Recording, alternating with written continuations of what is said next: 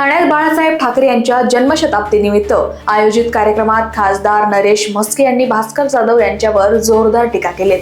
भास्कर जाधव यांनी बाळासाहेबांचे नाव घेऊ नये असं सांगत शिवसेना ही बाळासाहेबांचीच असून खरी शिवसेना एकनाथ शिंदे यांची असल्याचा दावा त्यांनी केलाय. हिंदू हृदय सम्राट शिवसेना प्रमुख माननीय बाळासाहेब ठाकरे यांचं हे जन्मशताब्दी वर्ष आहे आणि ठाणे जिल्ह्यातर्फे शिवसेनेतर्फे विविध कार्यक्रमांचं आयोजन या वर्षभरामध्ये केलेलं आहे.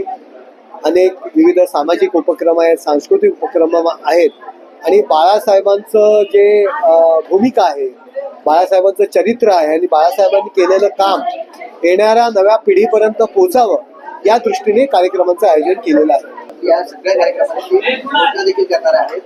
सरकारच्या माध्यमातून हे कार्यक्रम राबवले जातात. खरी शिवसेना ही बाळासाहेबांची आहे आणि बाळासाहेबांचं हिंदुत्वाचं जे तत्व आहे, हिंदुत्वाची जी भूमिका आहे ती मध्यंतरीच्या काळात काँग्रेसच्या दावणीला बांधली होती.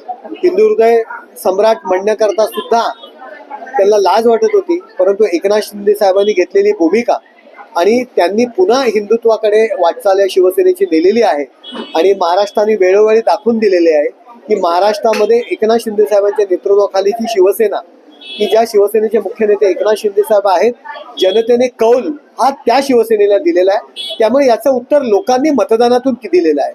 भास्कर जाधव म्हणतात की खरी श्रद्धांजली अभिवादन असेल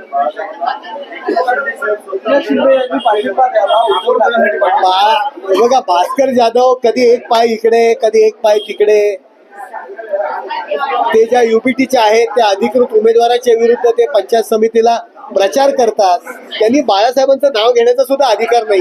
बाळासाहेब असताना शिवसेना सोडून ते गेले होते. मातोश्रीला दरवाजावरती लाखोली वाहिली होती शिव्यांची. त्यांनी एकनाथ शिंदेला शिकवण्याचा प्रयत्न भास्कर जाधवांनी करू नये. ते आज इथे उद्या कुठे उडी मारतील त्यांचा भरोसा नाही. Bureau report, Lokvahini media, Thane.